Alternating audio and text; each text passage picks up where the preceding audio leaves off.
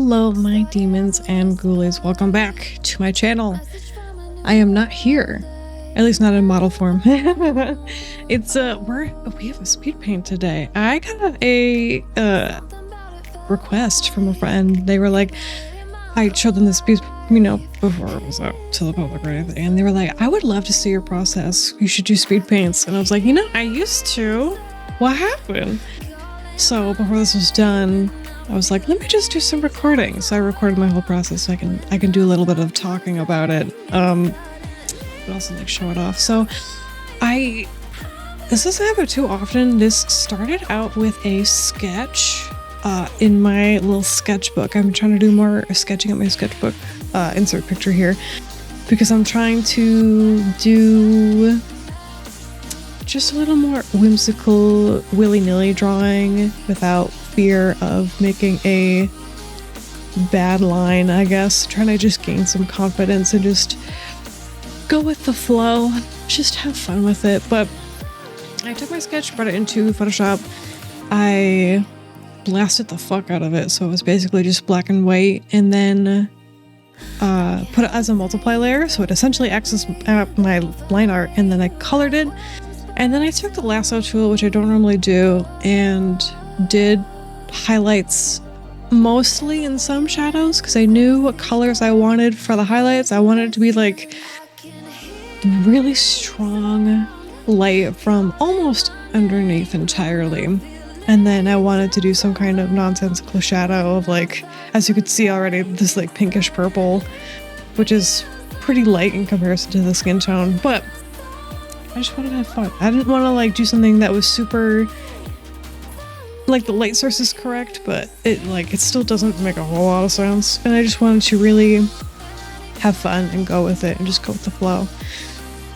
And I had a lot of fun, because I just kind of, I turned my brain off, although I was still trying to keep in mind like typical art techniques, but like just really focusing on my sketch and trying to stay true to it while still refining it.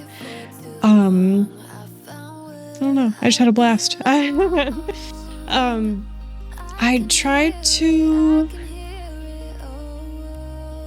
keep it not necessarily loose, like it's pretty rendered by the end, but I wasn't trying to keep it super clean. Like, there's some spots where the blending isn't super clean, but I kind of like that when I'm doing a big painterly piece like this. Sometimes it's really nice to just like know that when I zoom out, when it's viewed how it will be intended, it's not gonna matter so much. Just like, it's fine. Don't sweat the little details. It's gonna be okay. So I was learning to just like take bigger strokes with the bigger chunks of it, but also, how do I describe it? With the colors that I laid down initially, I told myself I wanted to try and not muddy them too much either. Like, I wanted to stay true to my sketch, and you'll see me flip the painting layer off and on so I can see the sketch and colors underneath and be like, all right, am I staying true to the forms and the colors here? Am I straying? Because I really liked how it looked. I'm sure I'll put another picture up of that too. But I was like, I just want this to, I want this to be like how I saw it initially, and I don't want it to stray too far. Although I feel like by the time I get finished with painting, it kind of becomes its own piece. And then the sketch is like its own piece, which is cool, but like sometimes that's not quite what I want. But I think I kept it close to my chest, if that makes sense. I also wanted to talk about the piece, like as a whole in terms of meaning, which I feel like I don't do too much, but this one, in 2025, I have a goal to be true to myself, but also to cut off anything that doesn't serve me or is negative for me. And that's not to say like, I'm gonna stop eating junk food because it's bad for me. I'm actually trying to have more like little snacks like that because those are good treats and I deserve a treat. You deserve a treat. You should have a treat right now. Just pause this video, go get a treat. But I have people and friends, loosely in quotes, in my life that are not necessarily good for me, or people that I just don't talk to, but I try to be friends with, but they're not reciprocating, that I'm trying to just let go. Like if I don't talk to them and they don't talk to me, maybe it wasn't meant to be, and that's okay. Learning to do that and to accept that is kind of the mantra for 2025. And yeah, it's working. I'm getting there. But with this piece, I feel like it ties in, because Hexamus's story is also about cutting ties with unsavory people and letting go. Her necklace with the eyeball on it is literally from her boss. Like, that eyeball is technically his, so he can watch at all times. And as her story progresses, she ditches him, but she still wants, well, he ditches her, technically speaking, and she's unsure what to do, and she wants to still be with him, but he's not a good person. So therefore she learns to cut him off and let him go. And just the process of learning that it's okay, that not everyone can be your friend, not everyone can be by your side. People will say that they want to be your friends, and maybe they shouldn't be. People say that they want to be your friends and don't, and that's okay. I can not be their friend and still be just as happy. You know what I mean? I'm truth be told, I like having fewer friends. I feel like I get a little overwhelmed if I have many friends. But that means that those few friends that I have, I can be much, much closer to if I had many, many friends. And that makes me very, very happy. So this was kind of a self-reflecting piece, which is kind of why I didn't want to record with my VTuber. Also, it'd be like blue on blue on blue, and that's like a lot. But yeah, I just having a good time, good vibes.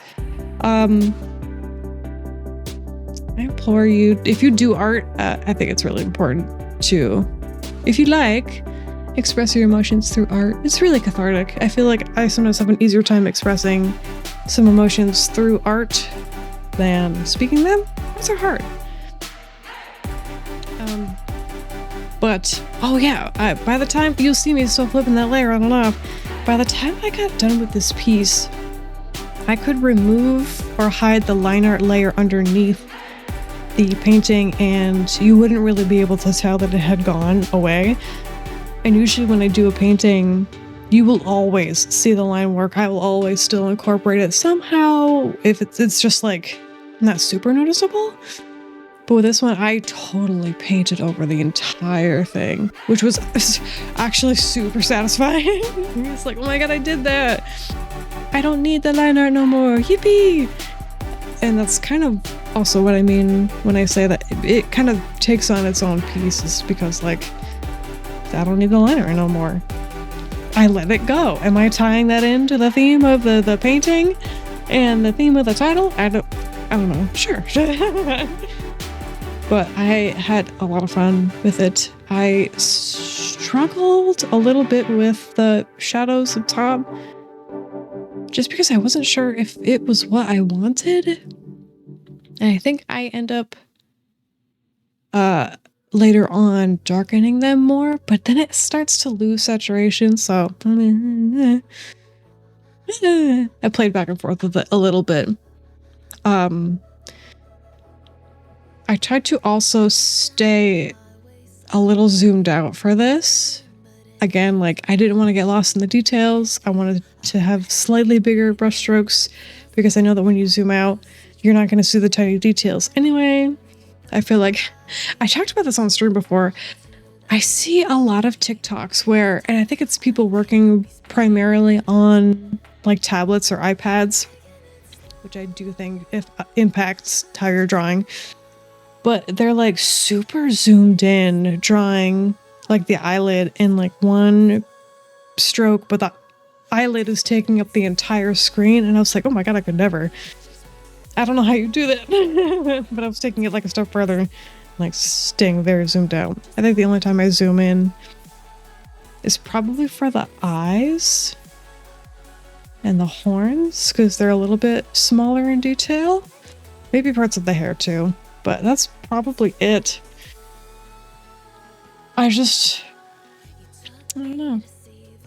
Really got loose with it. I wish I had more to say in terms of the process, but I guess if you've got questions about specifically what I'm doing or specific aspects of how I render and draw, that might be easier for me to answer and explain instead of me being like, I don't know, I just painted a bunch of stuff. Which you can't blame me for trying. I also did want to say, for the background, I know that there's not too much going on. It's mostly just the halo around her and then the lily of the valleys aside her. For the halo, I saw it in my mind, or I had seen it in another art piece on Twitter that someone had posted, and it seemed so like perfect in the way that it's imperfect. Like, I made sure that the halo itself is symmetrical, but I put it on an angle so that it's not. And there's something really poetic about that in a way that I can't quite describe. I just think there's some symbolism there that, like, I know is there, but I can't quite work out into words. I don't know, speculate down below. But then for the lily of the valley, they're my favorite flower, so it's easy for me to just work it into any art piece. But the way that I got this effect is, because I don't think it's showing when I drew them, I'm not sure.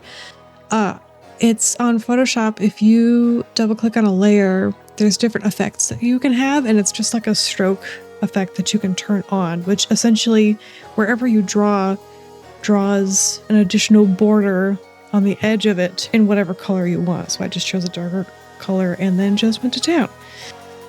I wanted it to look like that, so it stood out, and I didn't want it to be fully painted to sort of compete with her. I thought it would be nice if it was kind of a different style. I have a friend, shout out, you know who you are, I won't say your name just in case, who has done these very like Baroque pieces and with really excellent ink work, and I got really inspired. And then for Lily of the Valley itself in general, they're a lovely flower, but they are also poisonous in some capacity. I'm not exactly sure if it's via touch or via ingestion. Not sure. But I think that there is some nice symbolism in that, like, you can get close to something so pretty, but sometimes you just can't touch them, and it's okay to just admire from afar. And I think that kind of ties into this in some way, shape, or form. But yeah, I hope you guys like this. I probably won't gab for too much longer, but you guys enjoy the last few minutes of this. Like I said, if you've got questions, comments, hopefully no concerns, let me know. I would love to answer any of them, explain a bit more, you know how it is. I hope you enjoy the rest of this. Let me know what you think. Let me know if there's something else you're interested in seeing as well, in terms of speed paints, etc., other stuff. I will see you guys next time. I don't know when that is. Upload schedule's been pretty inconsistent, and that's okay. Remember to be kind to yourselves, and if people aren't treating you well, or they're not helping you in any way, you might want to consider your friendship with them. It's okay to take a step back and reflect on that, and to see if maybe if you stop talking to them, would they reach out to you? Would they just not say anything? Give it some thought. I'm not saying that like the moment someone does something negative or doesn't serve you in any way to just cut them off, but I think it's important to evaluate. I think in this day and age, I think people are very lonely and they want connection at any cost, and that cost might be more than you think it is. But I'm getting a little philosophical and sappy, so I'll let you guys go. Enjoy the rest of the video. I will talk to you guys later. Bye!